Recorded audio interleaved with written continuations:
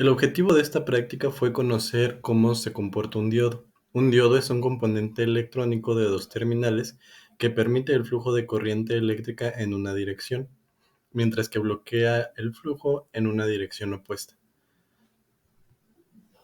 Un diodo está compuesto por dos regiones de material semiconductor, conocidas como de tipo P y de tipo N. La región de tipo P contiene átomos de impurezas con huecos, cargas positivas, y la región de tipo N contiene átomos de impurezas con electrones libres o cargas negativas. Se dice que un diodo está en polarización directa cuando un voltaje positivo se aplica en el ánodo, mientras que en el cátodo uno negativo, lo que permite que la corriente fluya a través del diodo con una resistencia relativamente baja. Si se invierte esta polaridad, la barrera de potencial en la unión NP se hace más grande, lo que dificulta el flujo. Para el primer punto se realizaron tres diferentes circuitos utilizando un voltaje de entrada de 10 volts y una resistencia de 10 kilo ohms, además de una frecuencia de 50 Hz. Utilizamos también diodos, recordando que estos funcionan prácticamente como un interruptor, el cual permite que la corriente fluya en una dirección, más no en la dirección opuesta. Este es el primer circuito realizado y a continuación veremos los resultados. En este caso podemos observar una polarización directa, esto debido a que el ánodo estaba conectado del lado positivo y el cátodo del lado negativo. Esto quiere decir que en este caso el diodo permite el flujo de corriente. En este caso, en la parte superior izquierda, en la gráfica amarilla, podemos observar el voltaje de entrada y en la parte azul podemos observar el del diodo. En la parte de abajo podemos encontrar la simulación realizada en Multisim. Para el segundo circuito, lo que se realizó fue invertir la polaridad del diodo con la finalidad de observar qué es lo que pasaba. En este caso podemos observar una polarización inversa, esto debido a que el ánodo está conectado hacia el lado negativo y el cátodo hacia el lado positivo. Esto quiere decir que en este caso el diodo funciona como un aislante, es decir, que no permite el paso de corriente. Este de aquí es el tercer circuito realizado, en donde únicamente se agregaron tres diodos más en las direcciones que se observan. Se mantuvo el mismo valor de la resistencia, el mismo voltaje de entrada y la misma frecuencia. El circuito anteriormente mencionado se le conoce como rectificador puente, y aquí lo que pasa es que dos pares de diodos trabajan al mismo tiempo con el objetivo de mandar la corriente en un mismo sentido. Esto se puede observar en la gráfica roja, la cual es nuestra salida. La gráfica amarilla es el semiciclo positivo y la azul es el semiciclo negativo. En este caso, tanto el semiciclo positivo como el negativo son enviados hacia una misma salida dentro de nuestro circuito, lo cual provoca que la corriente vaya en un mismo sentido. Para el paso 2 se usaron las mismas resistencias y diodos y se armó el siguiente circuito. Como puede verse en la simulación, el voltaje se tomó en cuenta en el ánodo del diodo, y como se ve en el osciloscopio, en comparación con el voltaje de entrada, el diodo solo dejaba pasar la parte negativa y un poco de la positiva. Para el segundo circuito se hizo lo mismo, pero con el diodo con polarización inversa. Como puede verse, dejaba pasar el semiciclo positivo y un poco del semiciclo negativo, en particular 0.7 voltios, que es la especificación del diodo. Para el siguiente paso se verá cómo esos 0.7 voltios se pueden ir aumentando mientras más diodos se pongan en serie.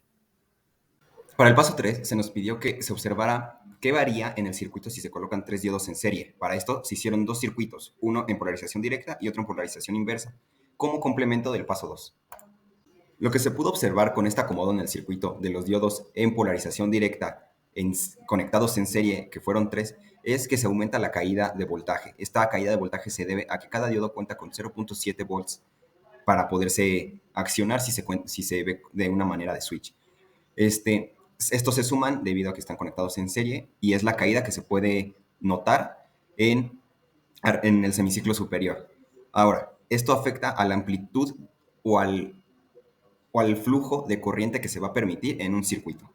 Ahora, para el circuito 2 podemos notar que el comportamiento es muy similar. Se vuelve a presentar esta caída de voltaje debido a los diodos, como se había mencionado en el circuito 1, pero la diferencia es que ahora permite fluir toda la corriente del lado del semiciclo positivo o el semiciclo superior y solo deja fluir un poco de corriente en el semiciclo negativo. Esto se debe pues igual a que en el circuito que se implementó eran tres diodos conectados en polarización inversa y estos fueron los resultados. Para el paso 4 se nos pidió unir los circuitos del paso 3, los cuales eran dos circuitos distintos, pero con el mismo número de diodos conectados en serie. Uno era en polarización directa y otro en polarización inversa. Ahora, en este paso se conectaron en paralelo estos dos circuitos. En la parte superior, como se puede mostrar en la primera imagen, están conectados en polarización directa y en la parte inferior, en polarización inversa.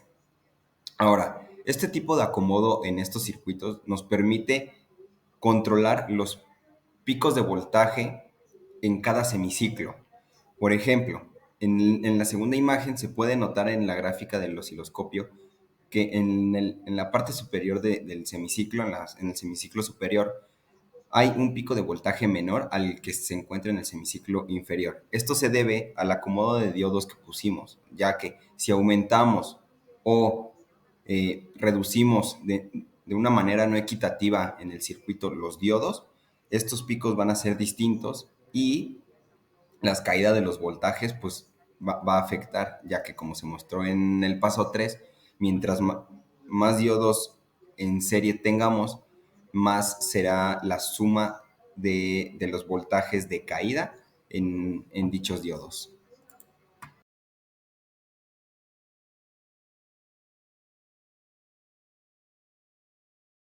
Lo que me gustó de esta práctica es darme cuenta que los componentes electrónicos como los diodos sirven de protección para un dispositivo electrónico, ya que se puede modular el voltaje de salida que va a salir de una fuente de voltaje y me ayudó a conocer otro componente electrónico muy útil en la industria. Considero que los diodos son dispositivos muy útiles e interesantes, ya que se pueden utilizar como un interruptor por medio de semiciclos de voltaje. Asimismo, considero que esta práctica me fue de gran provecho, ya que tuve nuevos aprendizajes sobre estos componentes. El mayor aprendizaje que me llevo de esta práctica es el conocer cómo funciona un diodo y el uso de los semiconductores en la electrónica. Creo que es muy interesante el primero haber hecho el experimento y después justificarlo teóricamente.